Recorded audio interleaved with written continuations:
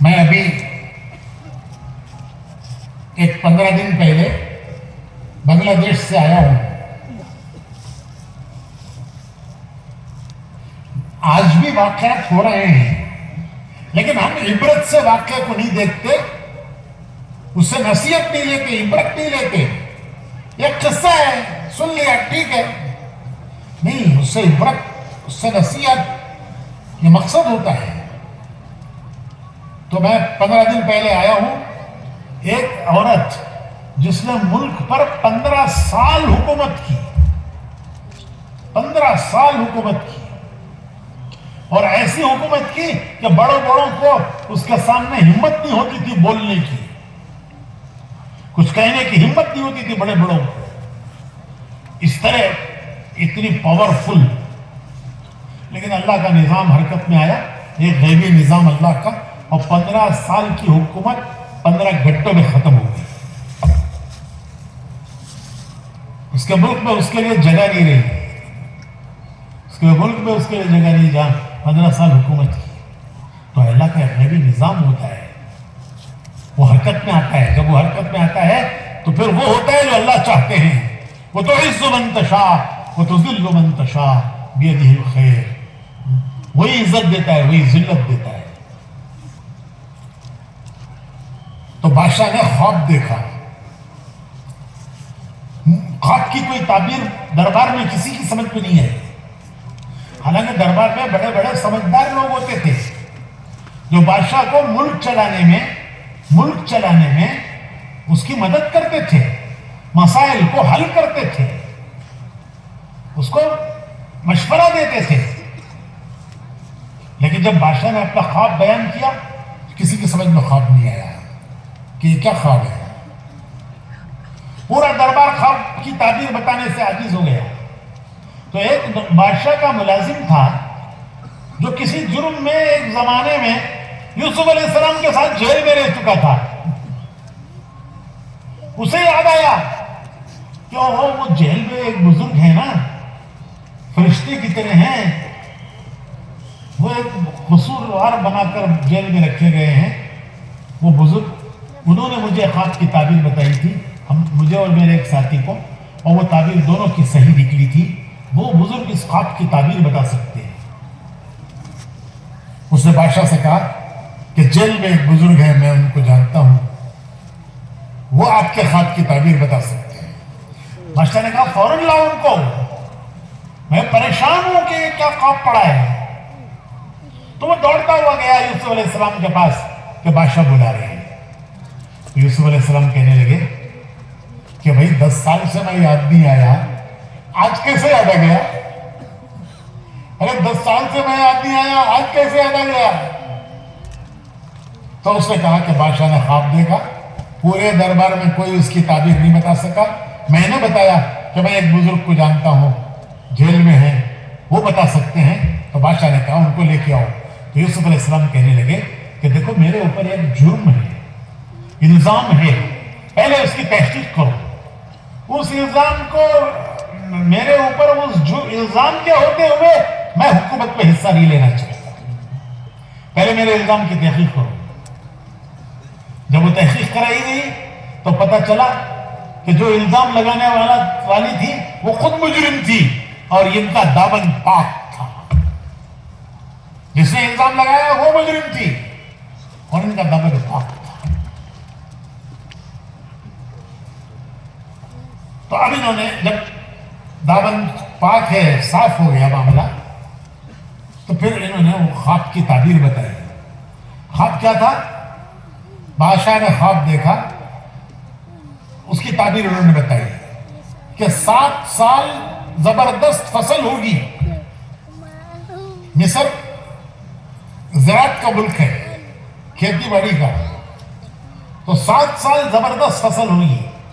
اس کے بعد کے 7 سال قحط پڑے گا, بارشیں نہیں ہوں گی, قحط ہوگا, قحط سالی ہوگی. تو 7 سال کی فصل قحط کے آنے والے 7 سال کے لیے محفوظ کرو. ترکیب بتائی کہ دانوں کو خورشوں میں سے نہ نکالو, بھٹے میں سے. जितनी जितनी जरूरत है उतना उतना निकालो और निकाल के उतना उतना इस्तेमाल करो। तो 7 साल की फसल जो जबरदस्त फसल होगी, उस फसल को खहत के 7 सालों के लिए हिफाजत से इस्तेमाल करो। और फिर 14 साल के बाद बारिशें होंगी, उस वक्त तुम्हारे पास बोने के लिए बीज भी होना चाहिए। 7 साल 14 साल के बाद जब बारिशें होगी तो तुम्हारे पास बोने के लिए बीज भी होने चाहिए। तो बादशाह ने पूछा, बादशाह ने कहा कि ये मेरे बस का नहीं है।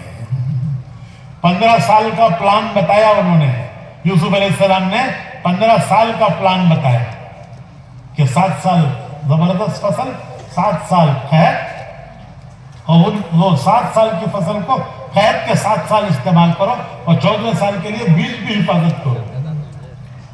तो यूसुफ अलैहिस्सलाम ने 15 साल का प्लान बताया।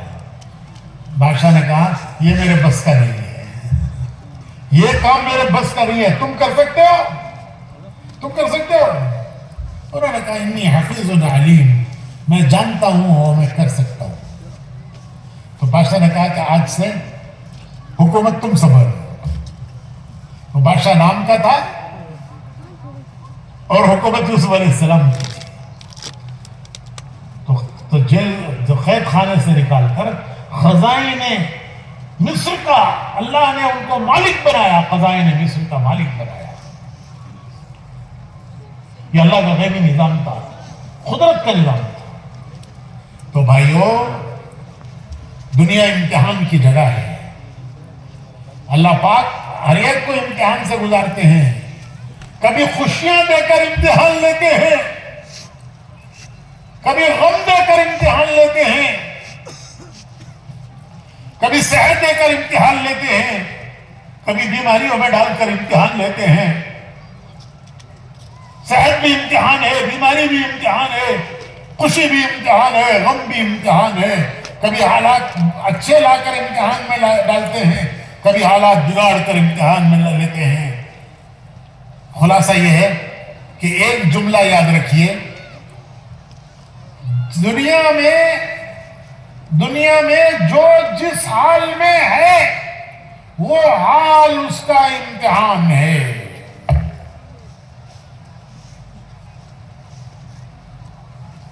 दुनिया में जो जिस हाल में है, गरीब गरीबी में, अमीर अमीरी में, हाकिम हुकूमत में, ताजिर तिजारत में,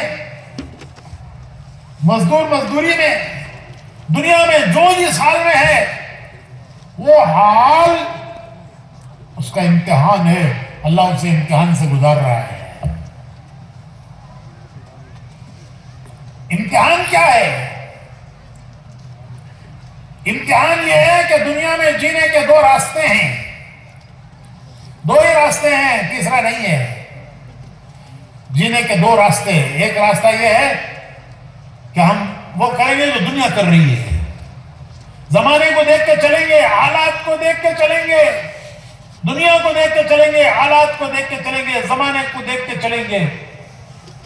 जो दुनिया कर रही है वो करेंगे। एक रास्ता है, ये भी एक रास्ता है कि जो जी चाहता है वो करेंगे। मौलवी साहब, दुनिया मजे उड़ाने की जगह है। अरे भाई, ये मजे उड़ाने की जगह नहीं है, ये इम्तिहान की जगह है। तो हमारा रास्ता क्या है? हमारा रास्ता ये है कि हमने अल्लाह से एक अहद किया है। अल्लाह से हमने एक अहद किया है कि तू हमारा मालिक है, हम तेरे बंदे हैं। जब हम दुनिया में आए हैं, सबसे पहले हमारे कान में अज़ान दी गई है। मुसलमान के घर जब बच्चा पैदा होता है तो उसे नहला धोला कर सबसे पहले उसके एक कान में अजान देते हैं, एक कान में इकामत पढ़ते हैं। यह सिलसिला कब से शुरू हुआ? हुजूर अकरम सल्लल्लाहु अलैहि वसल्लम के नवासे हजरत इमाम हसन और फिर आप बाद में हजरत इमाम हुसैन, जब इन दोनों की पैदाइश के वक्त पर हुजूर सल्लल्लाहु अलैहि वसल्लम अपनी प्यारी बेटी हजरत फातिमा के घर आए और अपने नवासों को गोद में लेकर आपने دونوں کے موقعوں پر ان کے کان میں اذان دی اور ایک کان میں اقامت پڑھی. اس دن سے جب مسلمان کے گھر بچہ پیدا ہوگا سب سے پہلا کام یہ کریں گے کہ اس کے کان میں اذان دیں گے, ایک کان میں اس کے اقامت پڑھیں گے جو ہمارے پیارے نبی نے کیا ہے. اور یہ اذان اقامت کوئی رسم نہیں ہے, یہ کوئی رسم نہیں ہے کہ بچے کے کان میں سب سے پہلی آواز کیا پڑے, کیا پڑھے؟ اللہ اکبر, اللہ بڑے ہیں.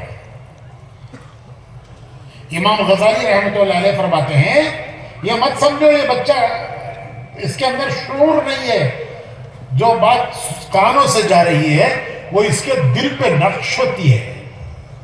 امام غزالی نے لکھا ہے کہ کانوں سے جو بات آواز جا رہی ہے وہ اس کے دل پر نقش ہوتی ہے. تو اذان زندگی